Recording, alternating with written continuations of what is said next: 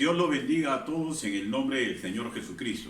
Estamos pasando por tiempos difíciles y permítame por favor compartir una prédica que tiene por título El ánimo del entendido, que nace en el libro de Proverbios. La historia de la humanidad, y todos sabemos esto, siempre ha estado signada por plagas y pandemias muy mortales que marcaron a las generaciones que las vivieron. De la primera, que puede darse una estadística más o menos creíble, corresponde a la que se vivió en el año 541 en el Imperio Romano, que se conoce con el nombre de el emperador de aquel entonces, la plaga de Justiniano. Personas de Europa, Asia, África la sufrieron. En estos mismos continentes, en el año 1343, la peste bubónica vuelve a instalarse, siendo de una mortandad increíble. En el año 1520, la viruela es la primera pandemia que podría decirse a nivel mundial, pues fue llevada al Nuevo Mundo por los conquistadores europeos. Sus secuelas se sintieron hasta entrados del siglo XX, con una mortandad que hasta la fecha nunca ha sido superada. La denominada gripe española, que ocurrió en los años 1918-1919, donde murieron aproximadamente 50 millones de infectados. Esta fue la última que puso en vilo a toda la humanidad, que no tuvo perdón sin distinción de raza, credo, sexo, ni moral de las personas que fueron infectadas. Pero en todas ellas hubieron características muy comunes. Primero, una grande y penosa mortandad que alojó como mínimo un miedo razonable en todas las personas que vivieron esas épocas. Y al cabo del tiempo, este mismo miedo logró que cometieran errores que los llevaron a más equivocaciones, más muertes en las comunidades que lo sufrieron. Segundo, todas ocurrieron cuando la fe en Cristo ya estuvo instalada en el mundo. Tercero, en medio del dolor y la angustia, siempre existieron, y penosamente sabemos en la actualidad, que existen personas inescrupulosas que, velando por sus propios intereses impuros, no les interesa para nada la comunidad. A comparación de la que ya he nombrado, la que estamos sufriendo en la actualidad, el COVID-19, con su aproximado de 1.700.000 víctimas fatales contabilizadas hasta el año 2020, que acaba de pasar, no se le puede comparar a las que nombré antes. En cuestión de mortandad, según el Organismo Mundial de la Salud, estarían más cercas, por ejemplo, a los siguientes flagelos que sufre la humanidad: a los muertos por accidente, que tienen un estimado de 1.300 millones de personas al año. También la Organización Mundial de la Salud da una estadística de muertos no nacidos, abortados entre los años 2010 y 2014, aproximadamente 25 millones de seres humanos en el vientre de sus respectivas madres. Y surge la siguiente interrogante: ¿por qué entonces en la mentalidad colectiva de toda la humanidad está pesando tanto el COVID-19, sabiendo que esto va a pasar, dentro de poco va a pasar, y en comparación de las otras, que es una cosa constante, de casi igual cantidad de muertes todos los años, de hace más de 10 años atrás? ¿Por qué pesa más en nuestra mente colectiva? Y la respuesta es que, al igual que las pandemias del pasado, todas las poblaciones que la vivieron y la estamos viviendo, vieron hundirse paulatinamente, en forma general, la forma que tenían de vivir. La normalidad que ellos tenían, como la normalidad que nosotros teníamos, ha cambiado considerablemente. Y vemos a diario, o nos enteramos, de infectados y muertos sin distinción.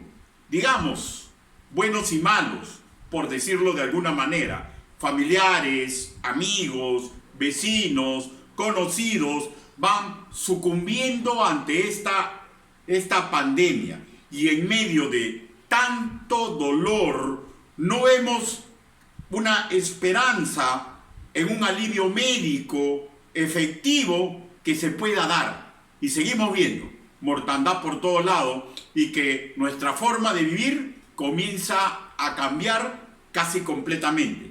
Las enfermedades y las pandemias son algo tan antiguo como la historia misma de la civilización, y las reacciones humanas ante el miedo, tristeza, pérdida de interés por las alegrías que nos trae la vida, e incluso lleva a estrés y depresión. Y desde antes que iniciara Jesús su ministerio terrenal, Dios inspiró a los escritores bíblicos a tocar el tema de las fuerzas humanas cuando una enfermedad se encadena en su vida. Y parte de esta sabiduría se encuentra alojada en el capítulo 18 del libro de Proverbios.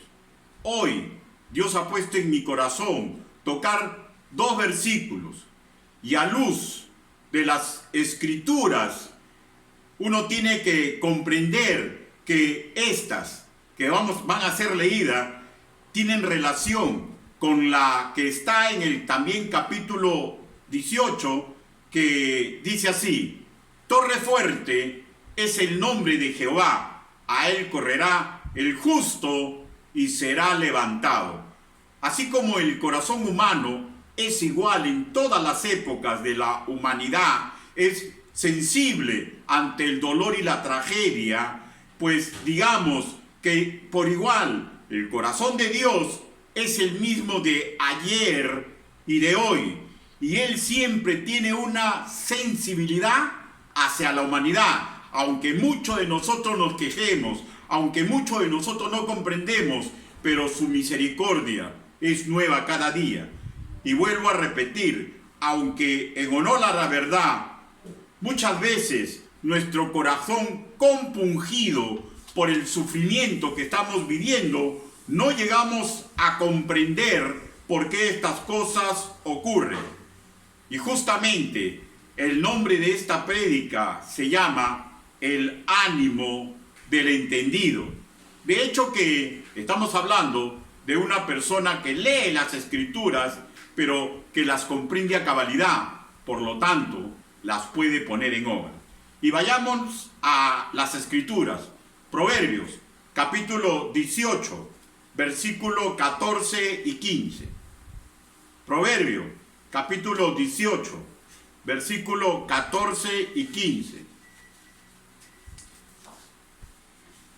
Permítame leer. El ánimo del hombre soportará su enfermedad, mas ¿quién soportará al ánimo angustiado? Verso 15. El corazón del entendido adquiere sabiduría, y el oído de los sabios busca la ciencia.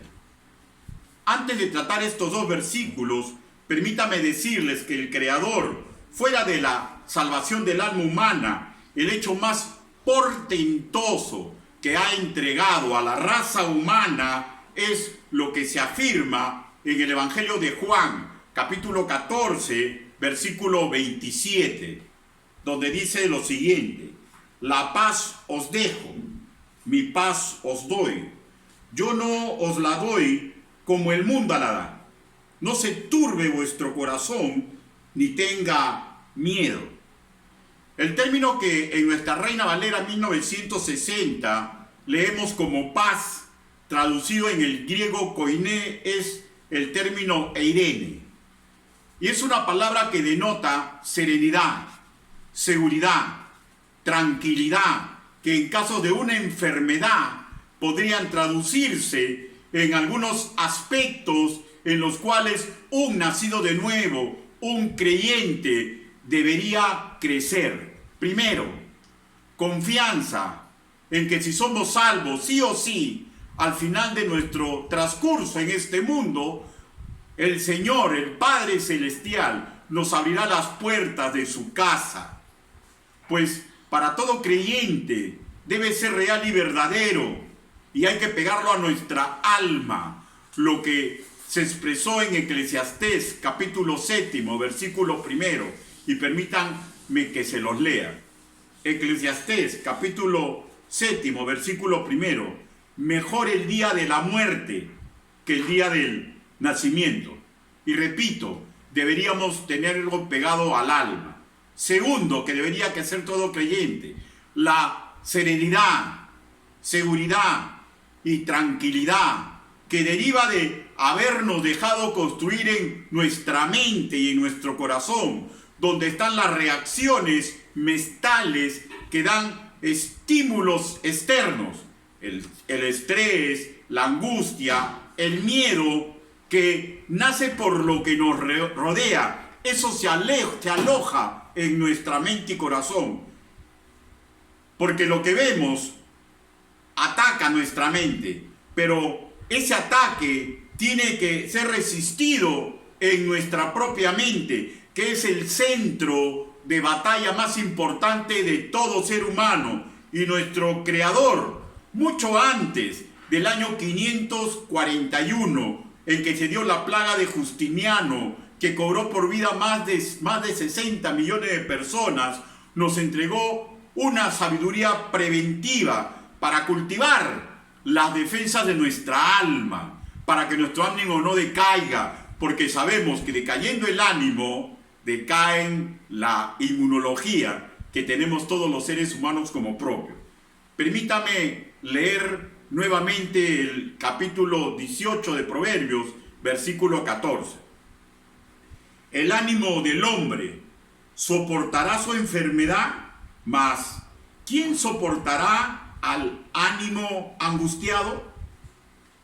El predicador inglés Charles Bridges, ya en la presencia del Señor desde el año 1869, al comentar este versículo, expresó lo siguiente: los problemas externos son soportables, sí, muy soportables, si hay paz interior. O sea, hay una relación estrecha en tener paz en el corazón para que la enfermedad o la amenaza de la misma no nos lleve a cuadros de depresión extrema, ni a tristezas prolongadas o continuo interés al placer de las alegrías simples que la vida entrega. Y las personas con que interactuamos nos pueden dar algo de esas alegrías. Justamente si valoramos lo dicho, y valorar lo dicho es valorar las alegrías que el mundo y las personas que nos rodean nos pueden entregar. Nos estamos ayudando contra el flagelo que azota a la humanidad cuando nos dejamos construir en nuestra mente por las palabras del Señor. Quiero traer a colación, hace 3 años, más de 3 años, escribí un poema que titulé ¿De dónde viene la paz? Y en la estrofa inicial formulaba la siguiente interrogante y entregaba respuesta.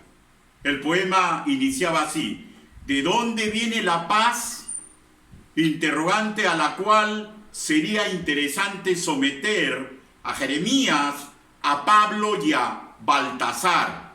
¿Que quién es Baltasar?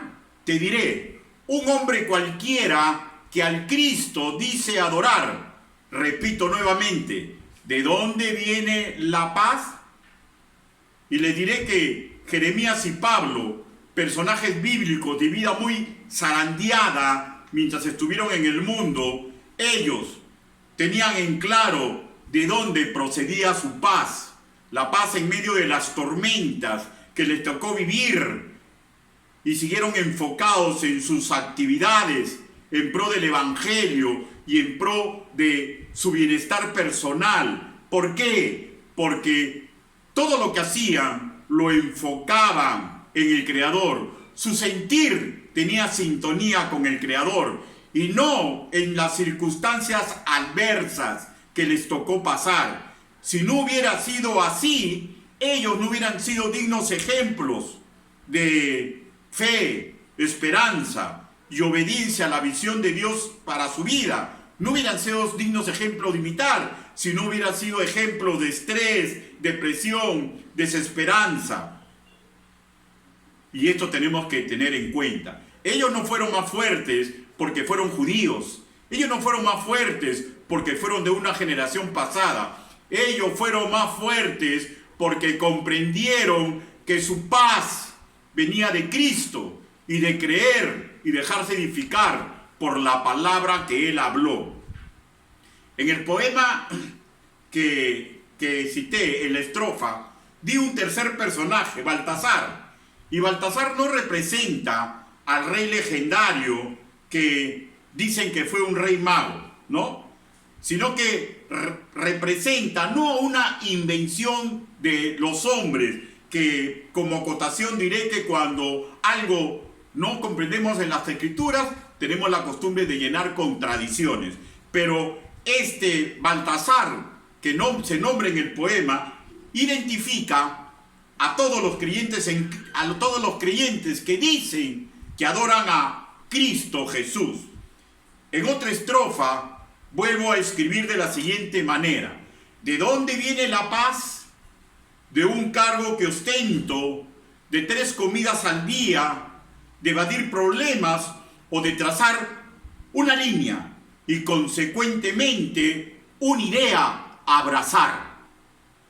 Permítame decirles que esta pandemia puede ser que haya trastocado nuestra normalidad, nuestra economía, y puede hacer que amenace o que ya haya causado estragos fisiológicos en nuestro cuerpo o en personas que conocemos. Pero la interrogante sigue presente: ¿de dónde viene la paz? ¿Usted cree que la paz va a llegar porque usted cree que tal o tal medicamento le puede hacer bien? Y si no le hace bien, sabemos que en nuestro país y en otros países va a tardar la vacuna. ¿De dónde va a venir su paz? Y le voy a responder con la última línea de la última estrofa que leí: de trazar una línea y consecuentemente una idea a abrazar. Usted puede ser ese simbólico Baltasar que tiene 2 opciones a seguir. Primero, abrazar la fe, enseñanza de Cristo, del Dios vivo. O segundo, lo contrario, dejarse ganar por la depresión, por lo que esperaba que fuera y no es. Y que esa amenaza pase, pero no pasa. Pero sepa usted que Cristo le ama y vendrán nuevas alegrías en medio de esta pandemia, y probablemente no será así, ¿no? Porque es un albur. Nadie puede hablar lo que va a pasar un segundo más allá. ¿Cómo saber, repito, un segundo más allá de este momento que estoy realizando este mensaje?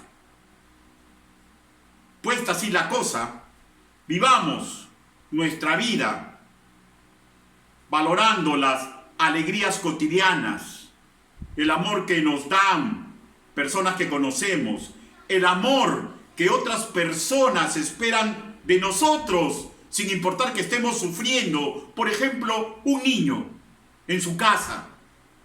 Usted está sufriendo, pero ese niño no comprende. Espera que usted le dé amor. No olvide, por favor, que para un creyente el vínculo perfecto es el amor. Ese amor está para ayudarnos a vencer cualquier obstáculo en el hoy. Y lo más saludable es dejarle un segundo después, o sea, el mañana. Adiós. Vivamos la alegría de este mundo sanamente, que Dios permite que tengamos.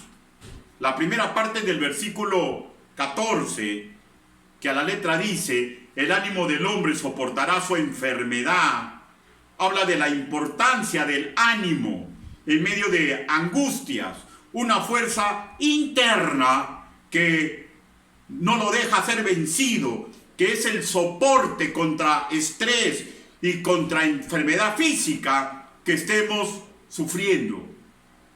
La segunda parte, mas quien soportará al ánimo angustiado, va por el mismo camino. Es improbable que esté hablando de una persona que tiene fastidio al ver a una persona que parece que está derrotada o enferma. El énfasis más aceptable es que está profundizando el tema y da respuesta a la siguiente interrogante que está sobreentendida en la mente, está sobreentendida por la reacción del que está reaccionando con fuerza, el que está sufriendo y el que observa las fuerzas que ese enfermo demuestra.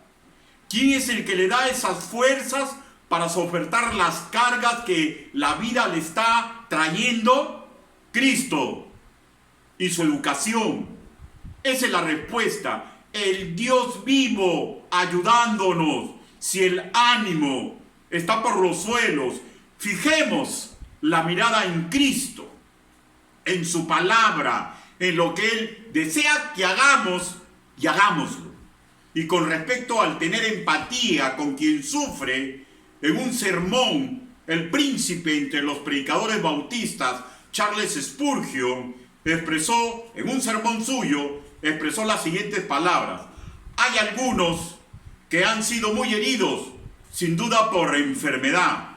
Un espíritu herido es el resultado de enfermedades que sacuden seriamente el sistema nervioso. Seamos muy tiernos con los hermanos y hermanas que entraron en esta condición. He oído algunas palabras bastante poco amistosas.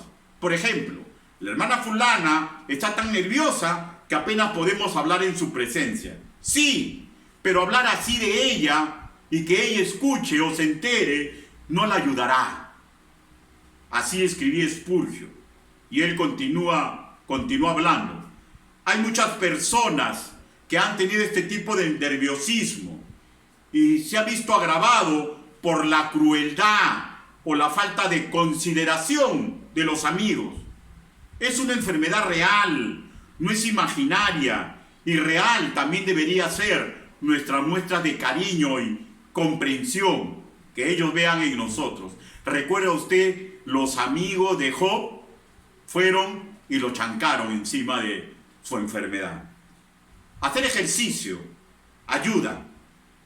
Ayudar en las labores domésticas de la casa también. Pero lo perfecto es mirar a Cristo, aceptar el amor de los demás y dar el cariño a otras personas. Hay personas que se esfuerzan en darnos cariño y muchas veces usted o mi persona que estamos centrados en los problemas no lo dejamos que nos amen. Dejarnos amar y engreírnos, que nos engrían por quienes nos aman, son remedios que siempre están al alcance de cualquier persona que adore al Dios vivo y de cualquier persona que haga las cosas con lógica. No desperdiciemos por un mañana que desconocemos la cura para nuestro hoy. Y no olvide, el vínculo perfecto es el amor. Y llegamos así a Proverbios, capítulo 18, versículo 15. Permítame leérselos. Proverbios, capítulo 18, versículo 15. El corazón del entendido adquiere sabiduría, y el oído de los sabios busca la ciencia. Todos a esta altura espero que ya tengamos claro que en la mentalidad hebrea que hemos heredado los creyentes en Cristo, corazón es el lugar íntimo donde alojamos nuestras ideas, nuestros proyectos, nuestros sentimientos.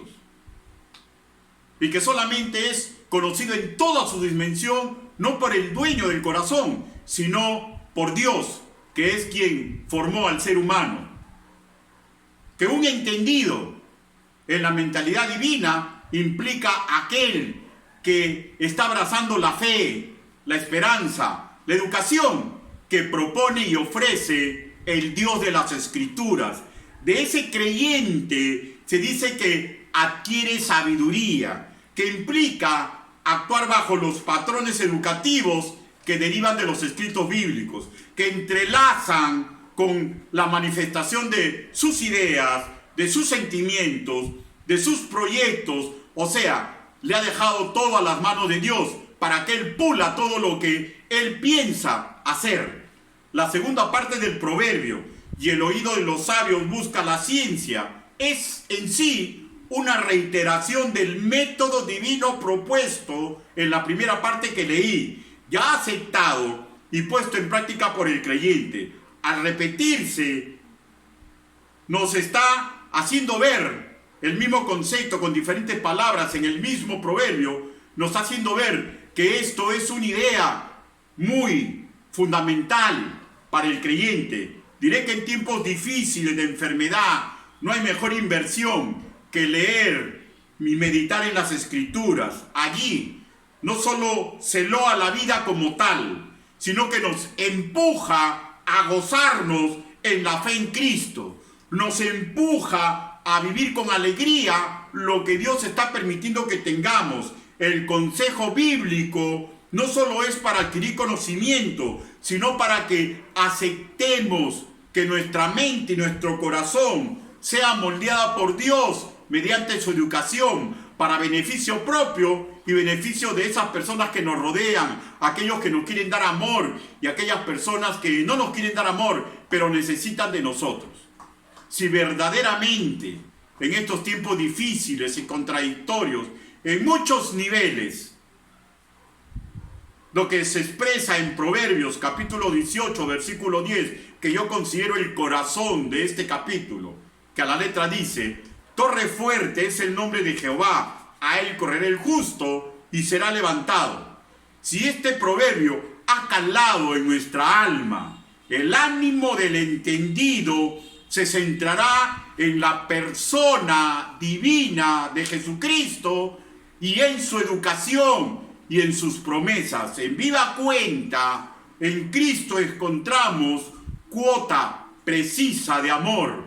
En Cristo encontramos misericordia. En Cristo encontramos fortaleza, justicia, fe, esperanza y alegría en medio de cualquier crisis que podamos vivir. Corramos a los pies de Cristo,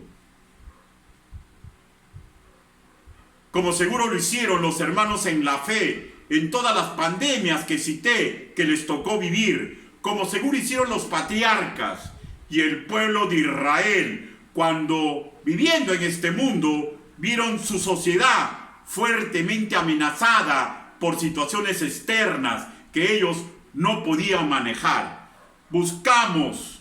Busque consuelo divino, pues la época lo amerita, y que nuestro buen Dios renueve nuestra alegría de vivir hasta que Él amorosamente nos lleve a lo perfecto, que es estar en su presencia por siempre en la casa celestial.